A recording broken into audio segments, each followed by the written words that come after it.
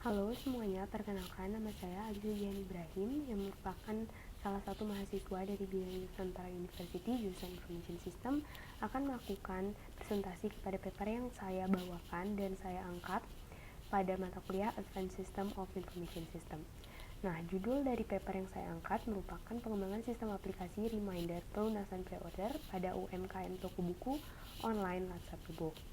Nah, saya di sini akan menjelaskan beberapa part mengapa saya memilih judul ini dan inovasi apa yang saya kembangkan melalui paper ini. Yang pertama yang merupakan pendahuluan, yang melatar belakangi judul ini adalah saya sebagai owner WhatsApp Book merasa bahwa online shop merupakan salah satu hal yang lazim di masyarakat pada saat ini. Berbelanja merupakan hal yang mudah dan bisa dilakukan kapan saja dan di mana saja. Dan yang saya perhatikan semenjak pandemi COVID-19, banyak beberapa online shop yang mengembangkan sistem pre-order dan sistem pre-order ini mulai lebih diminati saat ini, yaitu customer bisa membayar uang muka atau down payment yang rendah dan menunggu 2 hingga 3 minggu sehingga barang tersebut datang dan melakukan pelunasan setelahnya.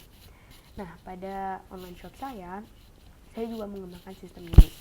Namun, masalah yang melatar belakangi inovasi ini adalah yang pertama, karena banyaknya customer yang sudah mulai melakukan pre-order, sistem menggunakan form spreadsheet melalui spreadsheet lebih susah untuk dilakukan sekarang karena saking banyaknya customer dan saya sebagai manusia sering melakukan beberapa human error, yaitu lupa memberikan pelunasan karena pertama miscommunication dengan data dan juga lupa meneliti bahwa siapa yang harus melakukan pelunasan hari ini dan berapa, dan hal-hal tersebut sering dijumpai pada online shop saya.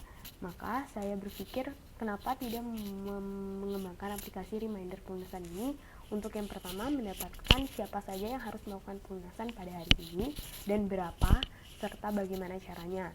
Nah, dengan adanya ide ini saya berharap bisa meminimalisir kesalahan yang ada pada online shop WhatsApp Book. Lalu yang kedua adalah gagasan. Kondisi saat ini yang ada pada WhatsApp Book adalah melakukan pelunasan secara manual, yaitu dengan membuka data spreadsheet yang telah diisi oleh customer selama mereka melakukan pre-order dan menghitung secara manual apakah sudah jatuh tempo 3 atau 4 minggu dan melakukan pelunasan secara manual.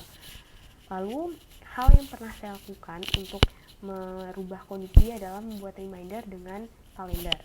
Namun, terkadang ada beberapa data yang miss dan ada beberapa yang redundant karena untuk menginput tetap secara manual. Lalu, dengan adanya inovasi ini yang diharapkan dan bisa dihasilkan, kondisi yang bisa dihasilkan yang pertama adalah bisa meminimalisir kesalahan. Yang kedua, customer bisa mendapatkan pelunasan tepat waktu. Yang ketiga juga meningkatkan efisiensi karena pada saat saya menggunakan sistem manual, saya hanya bisa melakukan maksimal 10-20 buku per hari untuk mengurangi kesalahan. Dengan adanya aplikasi ini, saya harap bisa untuk meningkatkan pelunasan yang ada pada hari tersebut. Lalu, untuk melakukan pengembangan inovasi ini, pilihan sistem development lifecycle yang saya pilih adalah dengan menggunakan metode waterfall, di mana metode waterfall ini adalah framework pengembangan yang ketika kita sudah memasuki step selanjutnya, kita tidak bisa untuk kembali ke step sebelumnya.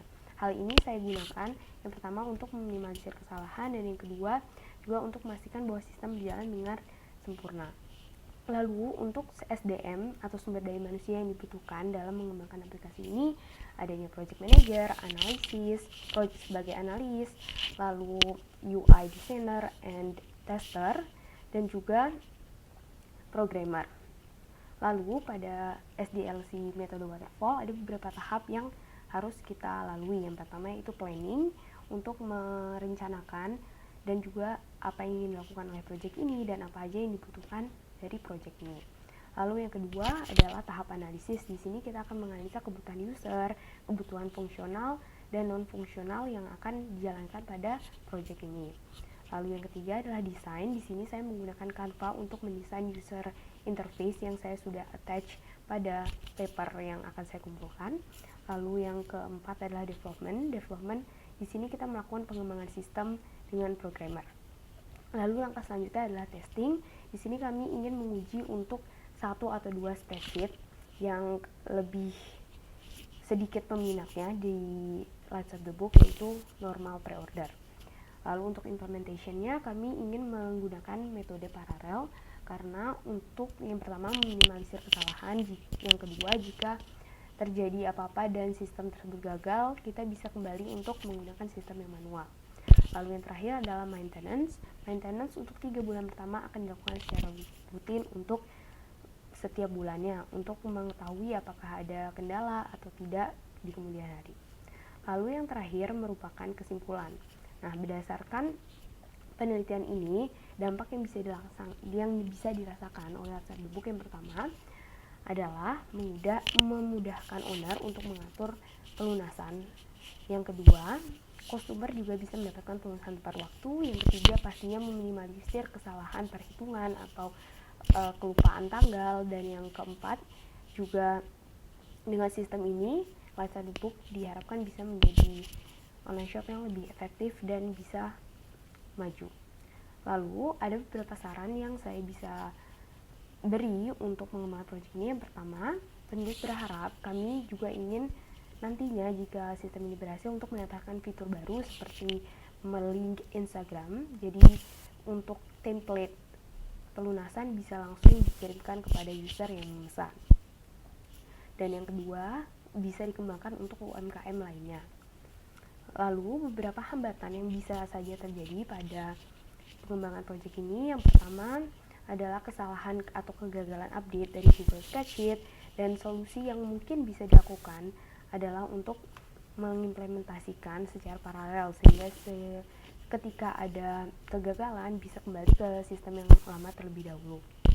Lalu yang kedua, karena tujuan utamanya untuk owner Lights of the Book dan owner hanya satu, jadi aplikasi ini ditujukan untuk satu device, dan kemungkinan saran yang bisa dilakukan ke depannya adalah untuk mengembangkan aplikasi ini bisa di beberapa platform.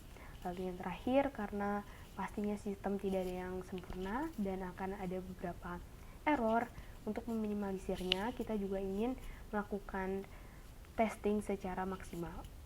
Nah, sekian dari saya untuk presentasi paper ini. Terima kasih.